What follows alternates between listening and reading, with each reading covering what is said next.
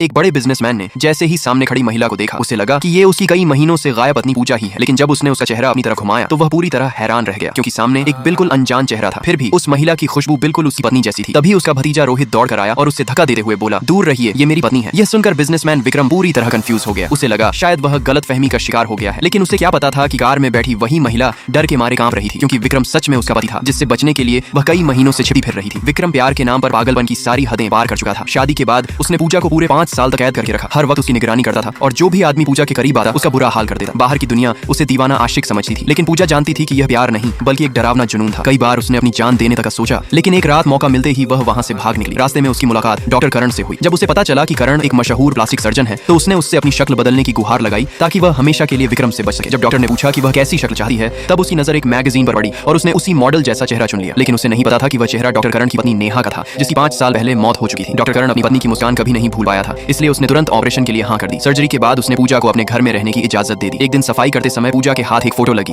और उसने देखा कि फोटो में मौजूद महिला बिल्कुल उसी की तरह दिखती है। तब डॉक्टर करण ने सच्चाई बता दी कि वह उसकी दिवंगत पत्नी नेहा थी। पूजा को बहुत अफसोस हुआ, लेकिन करण ने कहा कि अगर नेहा जिंदा होती तो शायद किसी की मदद करके खुश होती। फिर उसने पूजा को एक नया सुझाव दिया। उसने कहा कि अगर वह सच में अपनी पुरानी जिंदगी से छुटकारा चाहती है तो उसे नेहा की पहचान अपनानी होगी। कुछ दिनों बाद करण के दोस्त की शादी थी और वहीं उसके लिए नई पहचान दुनिया के सामने लाने का सबसे अच्छा मौका था। पूजा ने बिना हिचकिचाए हामी भर दी और कहा कि वह नेहा बनकर एक नई जिंदगी शुरू करेगी। अगले दिन दोनों शादी में पहुंचे। क्योंकि करण और उसकी पत्नी पहले विदेश में रहते थे, इसलिए वहां मौजूद किसी को भी नेहा की मौत के बारे में नहीं पता था। सब कुछ ठीक चल रहा था, लेकिन तभी हॉल में एक शख्स की एंट्री हुई और पूजा का चेहरा डर से सफेद पड़ गया। वह कोई और नहीं बल्कि उसका पागल पति विक्रम था। और सबसे बड़ा झटका यह था कि वह डॉक्टर करण का सगा चाचा निकला। घबराकर पूजा तुरंत वॉशरूम जाने का बहाना बनाकर वहां से निकल गई, लेकिन उसे बिल्कुल अंदाजा नहीं था कि असली मुसीबत अब शुरू होने वाली थी। लाइक सब्सक्राइब कर देना, भगवान आपको बहुत खुशी देगा।